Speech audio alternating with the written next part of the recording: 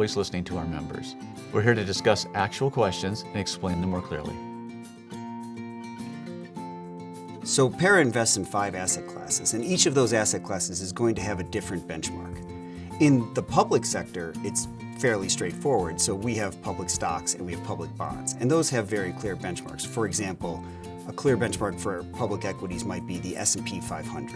It's a little different in the private asset classes. So private equity, real estate, and the Opportunity Fund have slightly different benchmarks, and that's where the PERA board will work with consultants to determine an appropriate benchmark for things that aren't always publicly available.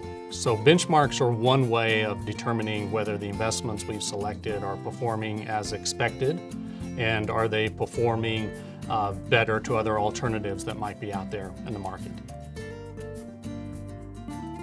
The Colorado PERA portfolio at the total fund level has outperformed its benchmark over a variety of time periods. We look to outperform over the very long term. That's the overarching objective. By achieving a return greater than the benchmark, we're helping to increase return for the PERA portfolio relative to the benchmark, and thus earn more return and a more secure retirement for PERA's members. We probably have very strong alignment with our members. As employees of PERA, we're also a member. We have the same retirement plan that all the other members have, and that definitely has a way of making sure that our interests are aligned with the members. Do you have any more questions? Please keep asking them, because at PERA, we hear you. We hear you. We hear you. We hear you.